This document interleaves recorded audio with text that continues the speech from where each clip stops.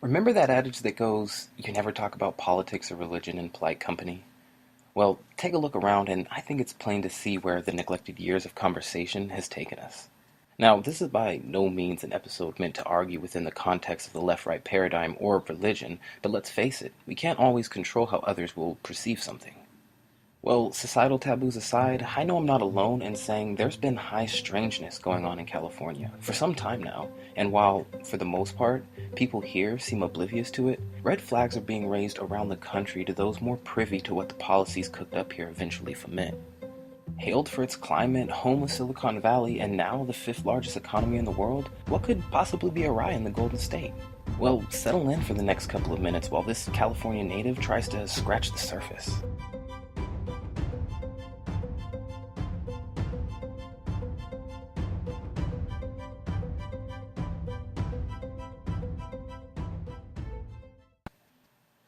So, without breaking into all the subtle complexities and nuances of politics, today I've compiled a sequence of clips that will hopefully help to illustrate something by the time we're done here. But before we go there, just take this in because it speaks to that something. Almost looks like a scene from a third world country, right? But this is California, Anaheim to be specific, and not even far from Disneyland. Links is always below, but this footage received a lot of attention around the time it was published, and since its publication, other urban explorers have taken to the streets to shine lights on the impacts of our nation's misappropriated wealth. I know some are quick to say these people choose to live this way, and that may be true for some, but that's woefully incorrect in the greater scheme and is proven demonstrably false. Those are just the facts. Let's be logical here. The thousands of people forced to sleep on the streets and take refuge in the slums didn't choose it for the luxury. I know minimalism is trendy, but this isn't that. You know, it's just typical for policymakers and those who vote for the policies to enact legislation that contributes to problems like this, then blame those affected by it. True to form, when those policies or legislation become too burdensome for those who advocated for them, those same bad actors often pack up and leave the state. Now, if things ended there, it would be fine, right? Since for the most part our venom is contained within state lines, but things don't end there, no. Typically, when leaving here and taking up residence elsewhere, they begin to vote and advocate for the same things in other states that caused them to flee theirs in the first place. Suddenly, traffic and stoplights are showing up in rural areas, you're a criminal for owning a firearm, and a bigot for adhering to traditional values. I told you that so I can show you the following. Just some of the numbers that echo the reality of a Californian metamorphosis, and really highlights the response to this shift. Edelman had surveyed 500 people in the San Francisco Bay Area, 500 people in the LA area, and then 500 people throughout the rest of the state, which covers quite a lot of ground. The most interesting out of all of the questions asked was near the end of the survey. Do you agree or disagree with the following statement? I am considering moving away from California because of the high cost of living. Out of the 1,500 surveyed, 49% of all of them said that they somewhat or strongly agreed with that statement. 58% of millennials and 65% of parents surveyed. Interestingly enough, presumably, the same people who advocate for big government to come in and solve all of the issues are now laying their faith and dependence on business to lead the way. People who were surveyed, mostly in San Francisco and LA, liberal hotspots, have even less trust in their government than they do the media, the same media that spout their own talking points right back at them. They don't even believe their own propaganda. Of the people surveyed, 68% do not have confidence that current leaders can successfully address our country's challenges. They trust business the most at 45%, NGOs at 42%, the media at 38%, and government at 29%. Trust in media is partisan at the moment, as one might have imagined, with 26% of Republicans trusting the media and 53% of Democrats trusting the media. Those surveyed were still concerned about their privacy, as well as the societal effects that come from the growing dependence on tech. More than half were concerned that the tech industry has failed to protect them from data security threats. 49% were concerned that people are too focused on their technology and gadgets rather than real life. Understanding that this is only a representative and that clearly all Californians don't feel this way is a given, but it doesn't change the fact that the majority of Californians surveyed are for some reason poised to leave. Well, some may say good riddance, right? But simply washing your hands of Californian defectors doesn't dissolve the issues we face. If you're paying attention, it's difficult not to see how the state is ebbing on rights, encroaching on freedoms, and fundamentally failing to restrain the exorbitant cost of living. Apparently, this exodus scenario has become so pronounced that people from other states basically beg Californians, almost exclusively leftists, not to leave. They don't want their states to turn into us. Let's just briefly hear what one man has to say. Hello everyone, welcome to your channel, our channel, my channel here, The Walking Journey. I don't know guys, I just wanted to show you guys that the freedom that I enjoy here. See, I'm clearing out my land. Now I'm passing it with the mower. See, I'm mowing everything down so it's ready to go. It wasn't like that if you guys remember watching the past videos. So something that I've been really thinking about is, and watching videos here on YouTube and social media, including the internet, something that's really trending, even on local news. I'm starting to notice that it's trending. People are just leaving California by the droves, by the masses. Everybody has their excuses for leaving. I left myself, but that's not my home state. And after living there more than 10 years, me personally, I had enough. But something that I'm really concerned, like me, I enjoy being able to light this fire. I enjoy to be able to shoot my gun out here in the back. And something that really concerns me, and it concerns a lot of people, is please don't leave California. Stay there. You belong there. You created your hell. So stay there on your hell on earth. Don't come here and insult us, trying to tell us how to live, trying to change our lifestyles, trying to change our political point of views. I've heard rumors of like, you'll get a California neighbors that they'll call the cops on you for shooting your handgun or your gun out in the backyard, which is something quite normal out here, to be able to shoot your gun, to be honest with you. We enjoy being able to, our freedoms. It might not be perfect, like riding our motorcycles without a helmet, texting while driving. It's not right, but we enjoy those freedoms. The consequences of getting in trouble for our own actions. We don't want the government coming after us. Again, we enjoy those freedoms. Something you don't know. If you're a Californian, your state is the subject of much confrontational debate. So let's continue to try and get a better picture of why. Well, it's looking like the California exodus continues. I read a very interesting article the other day. It was talking about how the number of people fleeing the Bay Area has hit an all-time high. And that this is the first time in a very, very long time that more people are leaving the Bay Area than moving to the Bay Area. In fact, California right now has become the #1 state in the nation for out-migration. People can't leave California quick enough. And it's looking like the people leaving the Bay Area cite many of the same answers behind their move. And that is the high cost of living, the high cost of housing, political unaccountability, sanctuary state policies, and an increase in crime and violence.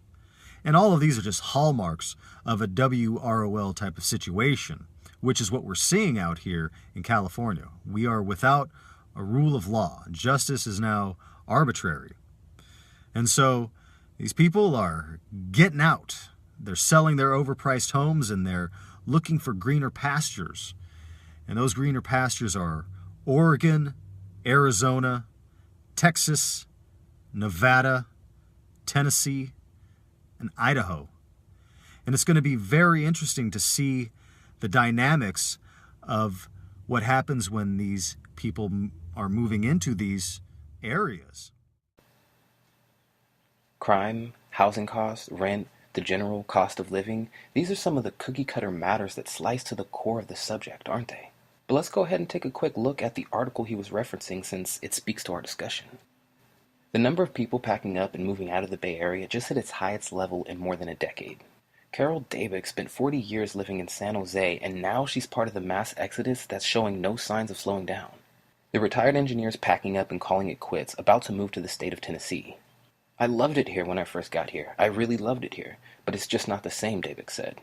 Of course, people come and go from the Bay Area all the time, but for the first time in a long time, more people are leaving the Bay Area than are coming in. And the number one place in the country for outmigration is now right here. It's a short article and primarily focuses again on the Bay Area, but it reiterates the sentiment of this outmigration of the West Coast Golden State. Now, remember, just a few moments ago I kind of ragged on the hypocrisy of voters and policymakers that later run away from, either figuratively or literally, the consequences of their legislation. Well, this next article may give potential insight into the policies that could cause some concern. The San Francisco Department of Health has unanimously endorsed a task force recommendation to open what could become the nation's first legal safe injection sites aimed at curbing the opioid epidemic. The facilities provide a safe space where people can consume previously obtained drugs such as heroin and fentanyl under the supervision of staff trained to respond in the event of an overdose or other medical emergency. They also provide counseling and referrals to other social and health services. Although the often controversial facilities are not an ideal solution, they are a necessity in the light of the skyrocketing numbers of deaths caused by opioid overdose in the United States, according to San Francisco Mayor Mark Farrell. I understand the misgivings around it and some of the rhetoric from people who don't support it, Farrell said last week, but we absolutely need to give it a try. Safe injection sites, San Francisco. This is coming from the same city that started using robots to shoo homeless people away. Take a look. One such bot cop recently took over the outside of the San Francisco SPCA, an animal advocacy and pet adoption clinic in the city's Mission District, and it was all to deter homeless people from hanging out there. Now, the SPCA was arguing that, look, the homeless people were threatening some of our employees, the vandalism was out of hand, and so we decided to use this robot that apparently deters some of the crime. The Nightscope bots are equipped with 4 cameras able to read more than 300 license plates per minute. They can move about and keep tabs on an area, noting anyone on a list of those who shouldn't be there. Think of it like a marked patrol car on the side of the street. These are not there to intervene with anything being done. They're there actually to provide a commanding presence, to actually have something there similar to the patrol car on the side of the street. Everybody sees that and they immediately say, okay, I need to behave. So it's not about having a human presence necessarily, it's just about having an authoritative presence. I know they have cameras in them, but you could also just place cameras. I mean, there are already cameras in the mall. So what else does this robot do? Well, going back to when I was a police officer, one of the first things they teach you is you have to have a use of force, okay? And that first use of force is the commanding presence. So what a camera that is mounted up on top of a building does is absolutely no presence. Okay, so the SPCA got so much pushback because of the fact that they were utilizing these robots that they decided to stop using them. The city also is starting to get involved because more and more people are apparently employing these robots, and now you need to take permits out in order to have one in front of your business or to use one on a sidewalk. So maybe they didn't like the permit process. Well, now I saw this and it really does make me sick in the pit of my stomach and in my heart. This is just very so hypocritical. It's beyond hypocritical. I'm not sure what the word is. But the San Francisco SPCA is now using what looks like a crappy R2-D2 robot to patrol the sidewalks around its campus and scare away homeless people so that they can't sleep on the sidewalks outside of the SPCA. It's pretty freaking disgusting. San Francisco, man. It's these seemingly altruistic policies without the proper scrutiny and foresight that's painted us into a corner. Again, let me bring you to some data so you can connect the facts with the anecdotal and tangential evidence. It's an interactive chart that is out of NorthAmerican.com. You can see it for yourself if you're interested. And you'll see at the bottom, top inbound states, top outbound states. So I'm going to scroll through the years and you'll see what changes as time moves on. Things aren't the way they used to be. You'll see that again. So I'll go back from 2011 up until 2017 and you'll see how this map changes as the years go on. Now, it's just something to note. What we can see as time goes on, and in a few short years. I'm sure all of you remember what it was like in 2011, yet things really move quite quickly. Well, there's no question about it. The middle class is on the move. They are leaving California and the Central Coast in droves. When I put the call out on Facebook to see if anyone locally was planning to move, the response was overwhelming with nearly 500 comments, mostly people saying they've already left, they want to, or they intend to because of the cost of living. So I went in search of the latest moving trends to see if they stack up to these comments and what's being done about the middle class movers. The Kujawskis are former Central Coast residents. Since my interview with them, they moved from Oceano to Arizona. Our mortgage will be $1,000 less. So that coupled with property taxes, which is like $4,000 less, is insane. And that puts us in a position where we're not just getting by, we can live and actually do more. They say even with a good paying job, they just couldn't get ahead here. Something meathead movers say they hear a lot. Our clients are telling us is that I can't afford to live here no more. The cost of living is so expensive where even with 2 jobs, we can't make it. Meathead says out-of-state moves have increased 91% since 2016, with most people headed to Arizona, Oregon, and Nevada. In line with data from the U.S. Census Bureau that shows San Luis Obispo County had one of the highest migration numbers of all Southern California counties. And the trend is people leaving, not arriving. It also shows nearly 658,000 people left California at the highest rate in the nation.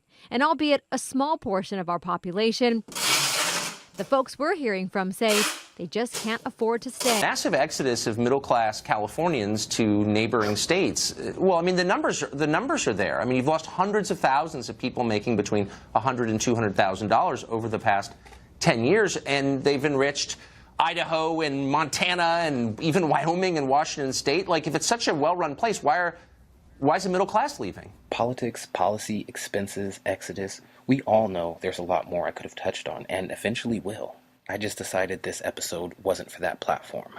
I guess one thing we can take away from this is if we leave California, let's try not to bring it with us.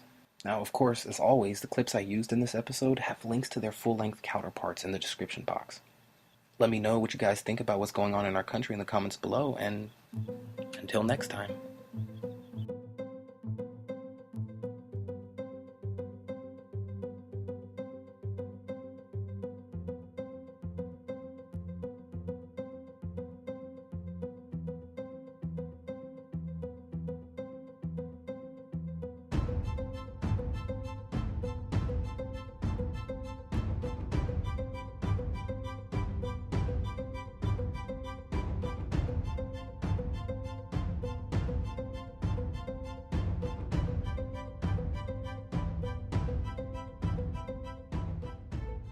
Like, if it's such a well-run place, why is the middle class leaving?